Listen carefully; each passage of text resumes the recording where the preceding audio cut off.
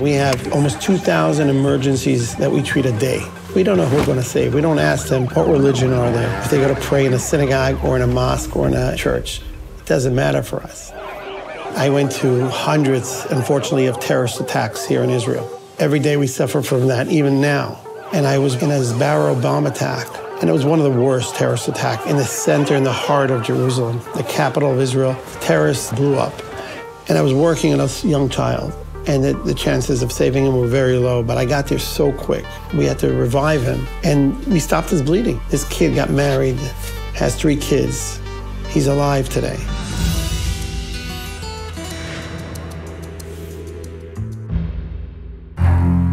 Hello, I'm David Friedman, the former United States ambassador to Israel. On May 14th, the modern state of Israel turned 75 years old. Of course, the Israelite nation goes back more than 3,000 years in this Holy Land. But modern Israel's Declaration of Independence was read by David Ben-Gurion, Israel's first prime minister, on May 14, 1948. The day after Israel declared its independence, it was attacked by 7 Arab states, each with a powerful army committed to Israel's annihilation. Israel's entire population then was only 600,000 people, and its army was vastly outmanned. And yet it defeated its enemies in 1948, and again in 1956, and in the 1967 Six-Day War, and in the 1973 Yom Kippur War, and in many subsequent wars and battles against ruthless armies and terrorists. Who are these Israelis who prevailed against all odds? Some had lived in Israel for many generations in holy cities such as Jerusalem, Tiberias, and Hebron. Some arrived from Europe with the rise of political Zionism. Some were refugees of Hitler's war against the Jews, who arrived broken and in despair. And some were expelled from Jewish communities in Syria, Lebanon, and northern Africa. Most of the early Israelis had been rejected by their nation of birth and had no place to go and nothing to lose. And yet over and over again, God shined his favor upon them, and they prevailed and flourished. Today, the state of Israel has over 9 million citizens. What accounts for Israel's miraculous success? Well, the question suggests the answer. Israel is a continuing miracle. But there's something even more. The Israeli people had every reason to be consumed by hatred. Hatred for the Arab nations who sought to push them into the sea. Hatred for the Nazi regime, which murdered 6 million Jews. Hatred for the British, who prior to 1948 denied entry of so many refugees into the Promised Land. Hatred for the terrorist groups that to this day continue to murder innocent civilians. To put it simply, when one is hated by others, it is natural to hate them back in return. But the Israeli people took a different path. While never forgetting the evil of their enemies, they refused to be consumed by hatred. When faced with hate, they responded with love. We'll see a few examples on this program. A hospital that treats children from countries at war with Israel. An Israel Defense Forces command unit that is the first to bring help to nations plagued by natural disasters. An Israeli war hero who believes that a nation is judged by how it treats the weakest members of society. A paramedic who created a first response unit of some 6,500 volunteers, Jews, Muslims, and Christians, all working together to save lives. And 4 generations of Israelis, the eldest a Holocaust survivor. Watch as we explore the true secret of Israel's success. It indeed is a nation in which love has triumphed over hate.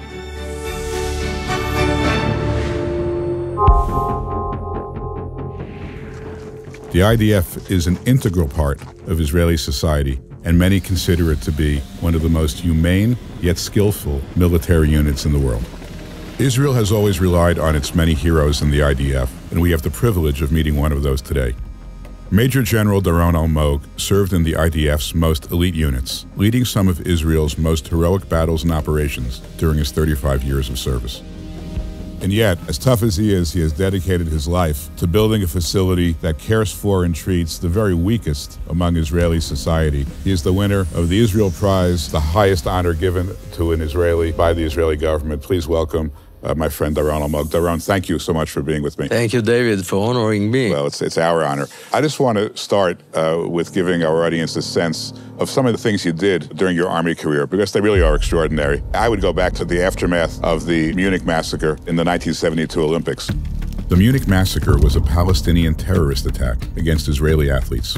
Despite murdering 11 Israelis, the terrorists were later released by the German authorities. Golda Meir, the Prime Minister of Israel, decided to hand down the terrorists. We got the opportunity to protect Israel and to fight for Israel. At that night, I led the first squad. We killed about 45 of the terrorists in Tripoli. Pretty dangerous assignment, I would imagine. Yes, today, targeted operation is done from remote. I'm a generation we did targeted operation face-to-face. Shortly afterwards, you risked your life in the Yom Kippur War, and you suffered greatly. Maybe you can just describe the experience that you and your family had in the Yom Kippur War. The Yom Kippur War came by surprise. October 6th, Shabbat, 2 p.m., the war started. Simultaneously, the Syrian attacked the Golan Heights, the Egyptian crossing the Suez Canal, heavy bombardment, and I was worried to my brother. I was 22. He was 20, but I was experienced. I did many battles, I lost friends, and I knew my brother is not prepared. I fought in south, he fought in the north, and October 24, the ceasefire started. I got the telephone call home. And my mom was from the other side. She said, we lost Iran, my brother. We have no Iran anymore. I was crazy, I was frustrated. But near his burnt tank, I did my oath to stay in military as fighter, as commander, and never leave a wounded soldier behind.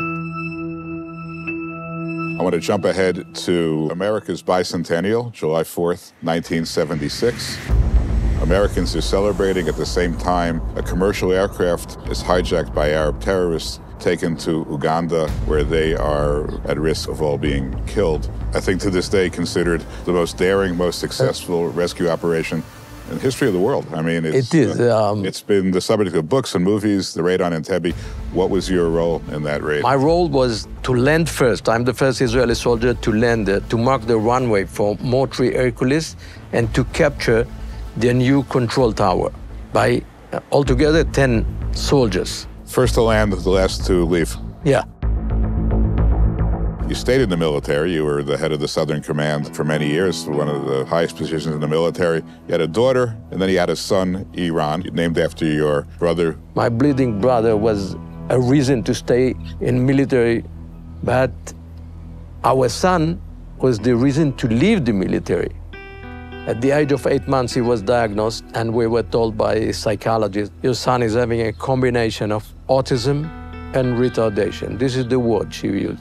This child had never spoken one word. He lived with us 23 years, passed away 16 years ago.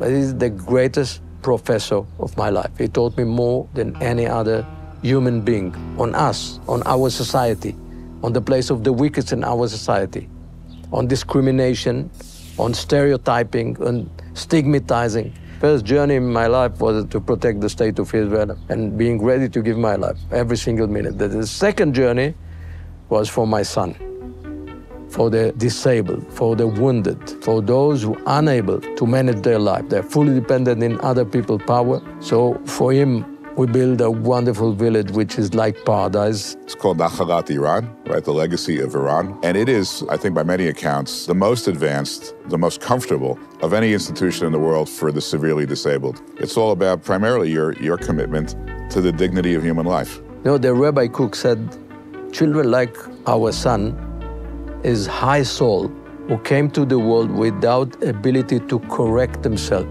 And the only reason of their arrival to our world to correct us, to make us a better society. We try to make a tikkun olam, to make our society much better one, and make Israel inclusive, loving, caring society for the disabled.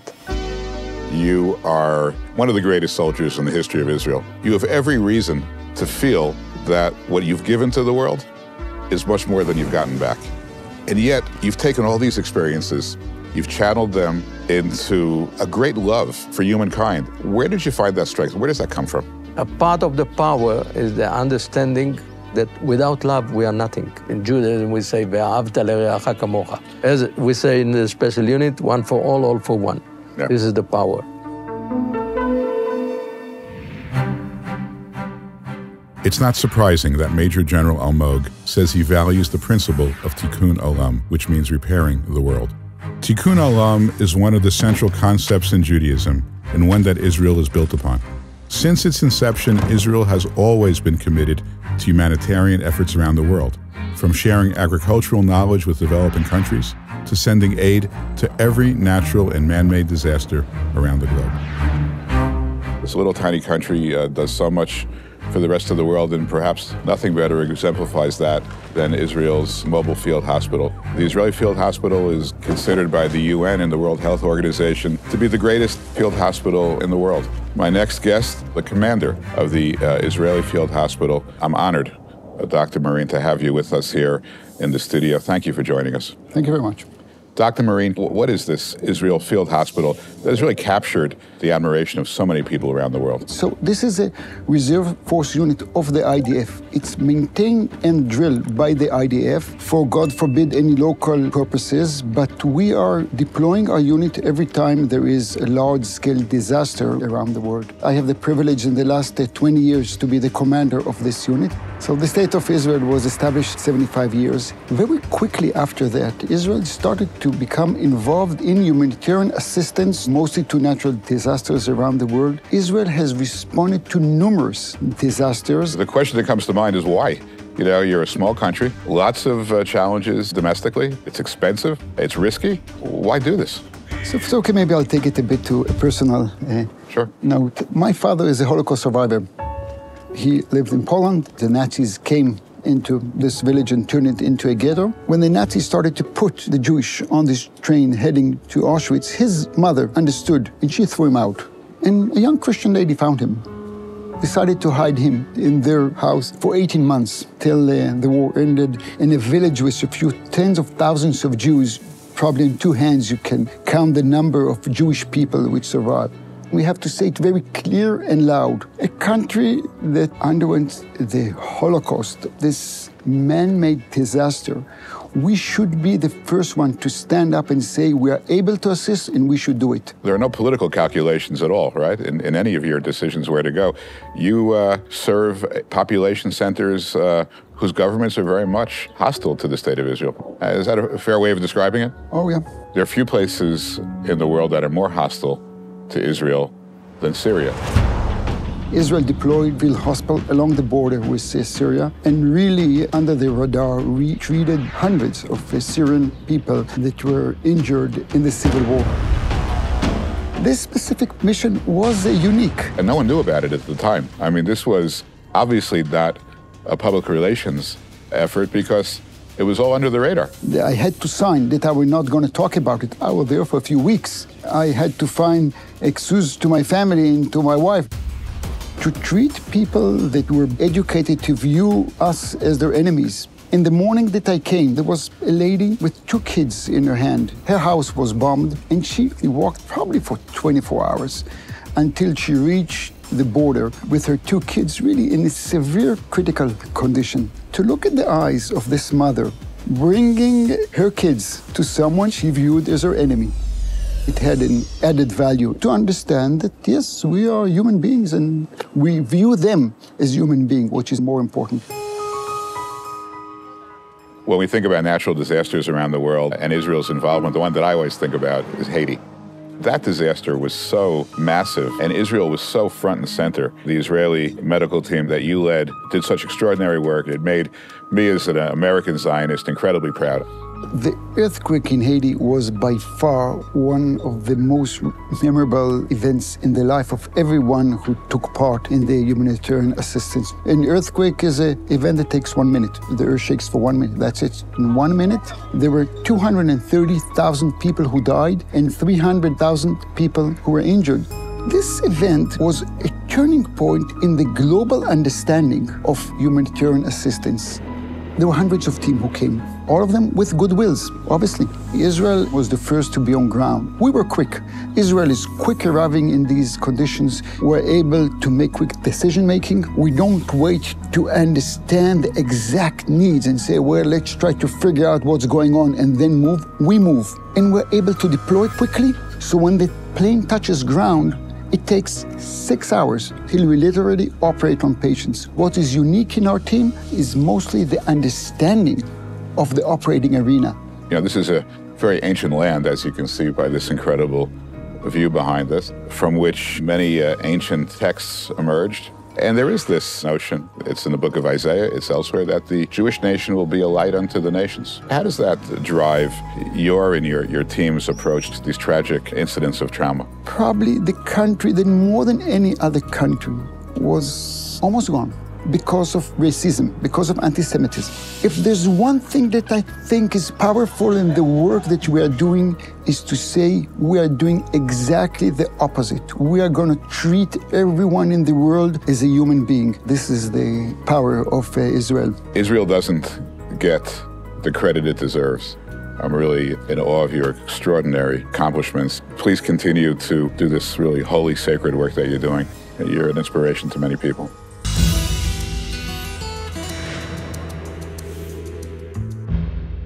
What we're going to see now, you're not going to believe. The Save a Child's Heart Hospital, an incredible place, providing advanced cardiac treatment to children throughout the Middle East, treatment they couldn't get anywhere else, literally saving the lives of children. Come inside. Let's get started. Another exceptional Israeli organization that has been saving the lives of countless children from around the world for the last 26 years is Save a Child's Heart. Tamar, how are you? David, how are you? I'm very happy you're here today, and I'm very excited to tell you all about Save a Child's Heart.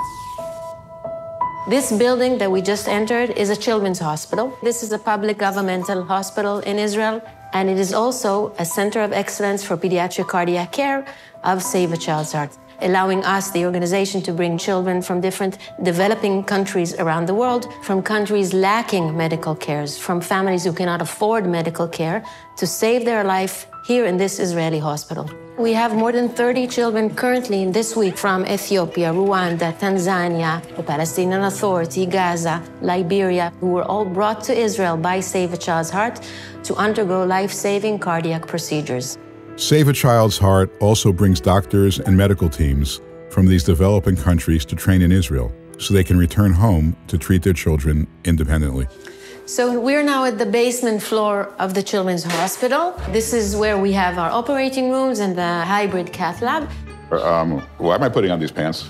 Because we're now going into the cath lab. Everything is sterile there, and we have to put special shoes, special clothes to be able to go in. Not as easy as it looks.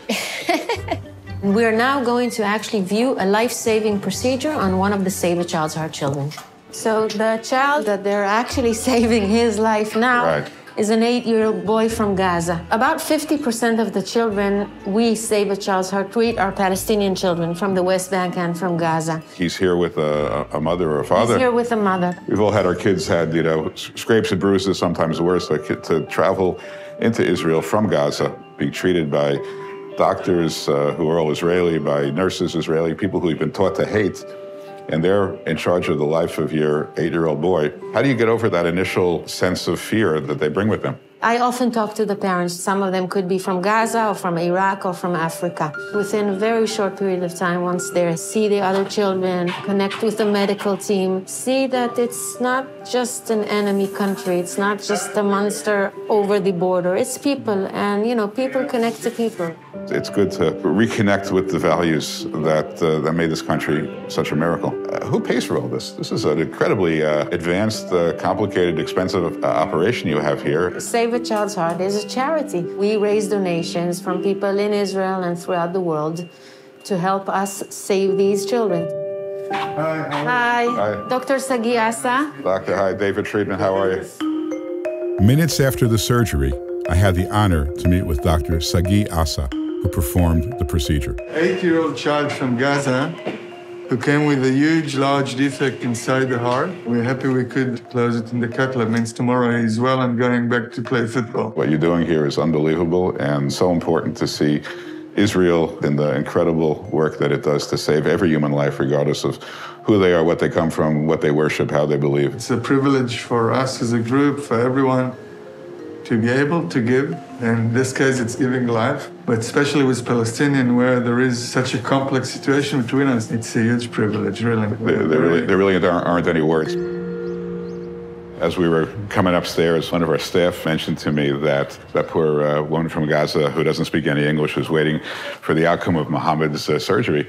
She took on her iPhone Google Translate, and she showed it to the nurse, and it said in Hebrew, from Arabic to Hebrew, "Please tell me that my son will be okay." Thank God she's going to get good news. Yeah, it's incredible. Absolutely. I'm humbled to be meeting with some of the mothers who have traveled across land and sea and literally moved mountains to save their children. Hi, everyone. Hi, guys. Hi. Anybody speak Hebrew? No, Swahili, Amharic, but also some English. We really have here children from all around the world. This sweet little girl here that we see is Maureen.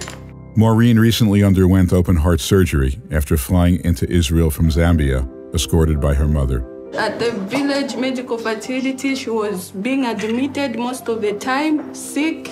After doing the test, he told me, "Mom, your daughter has got big holes in the heart. You need to take her for surgery." Not in this country. When they told me, I was so broken. And I was like, where am I going to find money to book an airplane ticket? Where will I find money for accommodation? I was so demoralized. I felt like the whole world came to an end for me. I looked at my daughter and was like, oh God, is this the way I'm going to lose my only child with this disease? What am I going to do? So they told me, Madam, your child has been picked to be one of the kids who are going to be taken to Israel for open surgery. Oh, I was so excited when I got that news. Up to now, I feel like I'm still dreaming, like someone can just pinch me and tell me it's really reality, it's happening. These people who sponsor this organization are so kind. They saved my child's life. They gave my child a second chance to live. Till my last day of breath on this earth, I will forever be grateful for them. Experiencing this organization at work is beyond anything I could have imagined. We, the Save a Child's Heart team, always see ourselves as representing Israeli society. In the team, there are people from left and right and different religions and different opinions. Everyone has an opinion. Sure. It's Israel. It's strong. It's different. But here at Save a Child's Heart, we are all here for one cause, and that's saving the kids no matter where they're from. This is a place where people put their politics aside. They enter here and they focus only on preserving human life, no matter whose life it is.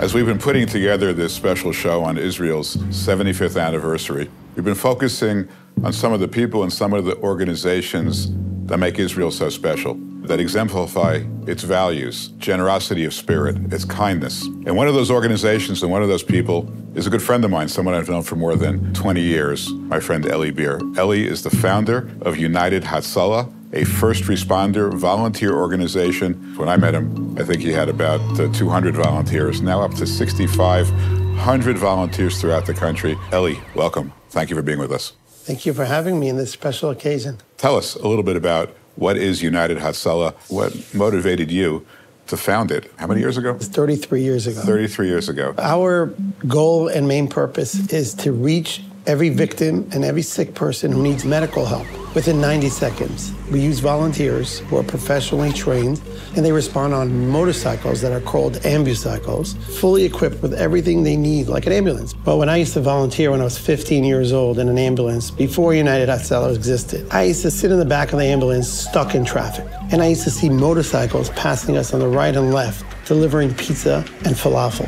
And I always said to myself, if I ever choke, I'm calling for a pizza. They will probably get there before the ambulance. Average response time was 17 minutes. Imagine to yourself, 17 minutes a child is not breathing, or anyone is not breathing. Well, you could be the best doctor in the world. You could be the greatest hospital in the world, but if you don't get there fast enough, this patient is dead. I'd ask you how many lives you've saved, but unfortunately, I think that number is so big, it's hard to count. We have almost 2,000 emergencies that we treat a day. We don't know who we're going to save. We don't ask them what religion are they, if they go to pray in a synagogue or in a mosque or in a church. It doesn't matter for us. I went to hundreds, unfortunately, of terrorist attacks here in Israel. Every day we suffer from that, even now. And I was in a Sbarro bomb attack, and it was one of the worst terrorist attacks in the center, in the heart of Jerusalem, the capital of Israel. Terrorists blew up. And I was working on a young child, and the chances of saving him were very low, but I got there so quick. We had to revive him, and we stopped his bleeding. This kid got married, has 3 kids. He's alive today. Tell me about the volunteers. Who are they? Well, they're made of men and women who are good Arabs, Christians, and Jews, good Israelis, people who want to be good people. We hear so much in the news about the disagreements in Israel. In United Atala, we all agree on one thing. We're saving lives. It's God's work, doing the right thing, treating every single human being with the dignity that God has bestowed upon them. In this view here, we probably have 50 volunteers, literally here, ready to go save someone's life. It could be a Muslim, it could be a Jew, it could be a Christian who have an alert on their phone saying someone nearby you needs your help. And they all work together. All work together as one. Hey, I'm Mati Shoshani, and thank you for watching the TBN Israel YouTube channel. We hope this video gave you greater understanding of Israel and her people. If you haven't already, subscribe to our channel and hit the notification bell so you never miss a video. We'd love to hear from you, so be sure to share what you've learned and ask your questions in comments below. And invite your friends to join the conversation.